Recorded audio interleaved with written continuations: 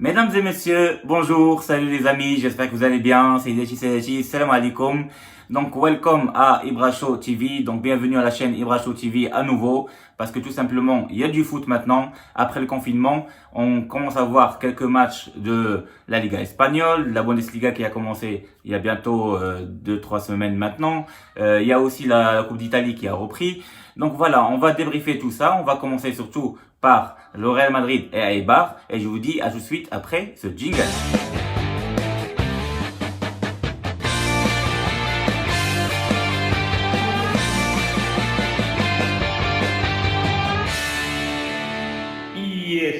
Sport.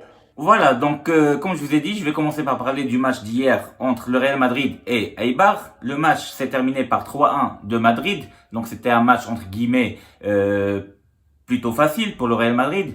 Zinedine Zidane, il s'est basé en fait sur une formation qui était habituelle, qu'on voyait même avant le confinement. C'était pratiquement les mêmes joueurs qui jouaient, qui ont joué tout simplement hier. Ça veut dire en gardien de but, il y avait Courtois. En défense, il y avait Ramos et Varane en défense centrale. Arrière droit, c'était Carvajal. Et en arrière gauche, c'était Marcelo. Au milieu de terrain, il a joué pratiquement avec trois milieux de terrain qui sont plutôt défensifs, que ce soit Casemiro, Kroos ou Modric. Voilà. Et en attaque, il a joué avec Benzema, avec Eden Hazard qui est revenu de blessure, donc il est plutôt en forme en ce moment, et aussi Rodrigo.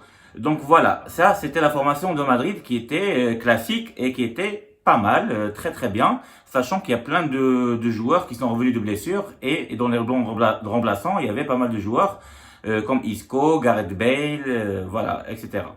Donc, d'après ce match-là, si vous avez bien vu le match, le Real Madrid a dominé la première mi-temps, mais d'une manière de A à Z. À un moment donné, il menait au score 3-0. Même si Eibar est revenu, elle a réussi à marquer un but avec une faute de main du gardien Courtois. Mais voilà, donc pratiquement en première mi-temps, il y a eu tous les buts. Et en deuxième mi-temps, c'était juste un petit peu ennuyeux avec juste la possession de balles. Mais en première mi-temps, le Real Madrid a bien poussé, vraiment très très haut. Ils ont joué à la balle de manière très rapide, que ce soit entre Benzema, Modric, Kroos, Marcelo qui débordait souvent, qui montait vers le haut pour aider les joueurs et les attaquants. Sachant que c'est Toni Kroos qui a marqué dès le début du match le premier but. Et le Sergio Ramos, franchement, qui a fait un bon boulot pour marquer le deuxième but parce que c'est lui qui monte de la défense vers l'attaque, qui donne la balle à Benzema qui fait tout pour donner la balle à Eden Hazard qui lui remet la balle à Sergio Ramos qui est seul devant les cages, qui met le deuxième but. Et franchement, c'était un très joli mouvement des Madrilènes. Et c'est là où on voit que Sergio Ramos, franchement, il est très en forme. Et Eden Hazard, pareil. Et Karim Benzema qui a fait un très très joli mouvement. Et le troisième but, c'était pareil, c'était bien construit. Mais à un moment donné, la balle, elle est devant Marcelo qui tire d'une manière avec pied gauche magnifique, extérieur pied gauche. Et dans les petits filets, c'est un très très joli but. Donc voilà, Madrid, elle gagne 3-1. Ça veut dire, malgré que elle avait la pression, parce que juste la veille, samedi soir, Barcelone a réussi à battre ou vraiment écraser Mallorca à Majorque, ça veut dire à l'extérieur 4-0. Et oui, 4-0, le Barça avait gagné avec un grand Messi qui était en forme, qui avait délivré 2 passes décisives et en plus il avait marqué le dernier but. Sachant que Suarez il est rentré dans ce match-là, il est revenu de blessure. Donc Barça commence à retrouver aussi son jeu et donc malgré cette pression-là, Madrid a réussi à remporter le match d'hier et du coup ils sont encore à 2 points de Barcelone parce qu'on sait très bien qu'avant le confinement il y avait que 2 points d'écart entre Barça et Real Madrid. Voilà, c'est ça qui s'est passé ce week-end-là en Liga espagnole. Ce qui s'est passé en Bundesliga, on sait très bien qu'il y avait 7 points entre le Bayern et Dortmund, parce que le Bayern elle avait battu Dortmund facilement la semaine dernière. Mais ce week-end-là, Dortmund a réussi à battre Düsseldorf à la dernière seconde du match grâce à Haaland, 1-0. Mais le Bayern, malheureusement pour Dortmund, a aussi réussi à battre Mönchengladbach 2-1. Voilà, donc ce qui fait qu'il y a toujours ce même écart, donc de 7 points. Bayern Munich a 72 points et Dortmund juste derrière, deuxième avec 66 points. Donc si le Bayern gagne le prochain match, c'est fini. ce sera le Bayern champion d'Allemagne. On sait très bien que le grand buteur de l'Allemagne, c'est Lewandowski avec 30 buts.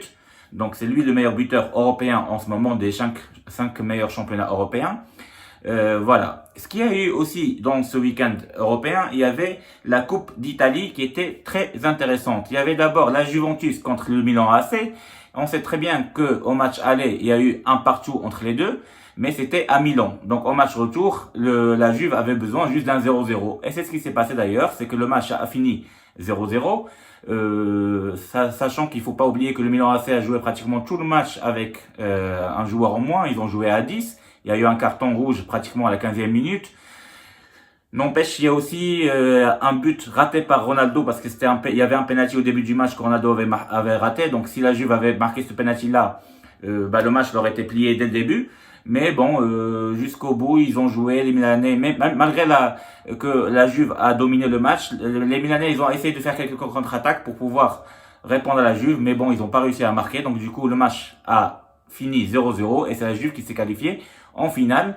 Contre qui? Contre Napoli qui, elle, a fait un partout contre Inter Milan dans un joli match où Eriksen qui jouait à Tottenham avait marqué d'un corner, un super corner pour Inter Milan, et c'est Dries Mertens qui égalise pour le Napoli, et il y a eu un partout, sachant qu'au match aller, il y avait 1-0 pour le Napoli. Donc du coup, c'est Napoli qui se qualifie en finale, et en finale de la Coupe d'Italie, donc qui sera affronté entre la Juve et Napoli, ce sera ce mercredi-là. Voilà, c'est un très très bon match, et on verra qui c'est qui va gagner. Voilà, donc pour revenir à la Liga espagnole, ça va continuer. Donc dès demain, il y aura le Barça qui va jouer contre les Ganes. Il y aura pareil jeudi Madrid qui va jouer aussi. Donc la Liga espagnole, tous les 2-3 jours, il y aura des matchs, que ce soit pour Barça ou Real et tous les autres matchs, même pour tous les clubs. En fait, la Liga espagnole a repris et ils vont jouer tous les 3 jours parce que tout simplement, il n'y a pas beaucoup de temps pour finir le championnat. Donc, c'est important de savoir que tous les jours, pratiquement, maintenant, il y aura du foot. C'est revenu, voilà, malgré le confinement, malgré qu'il n'y a pas les supporters dans les gradins. Mais à la télé, il y a du football. Voilà, j'espère que ma vidéo vous a bien plu. Je vous ai fait le débriefing de tous les matchs et je vous dis à très bientôt. N'hésitez pas à s'abonner, à liker et à partager comme d'habitude. Merci et au revoir. Ciao, ciao.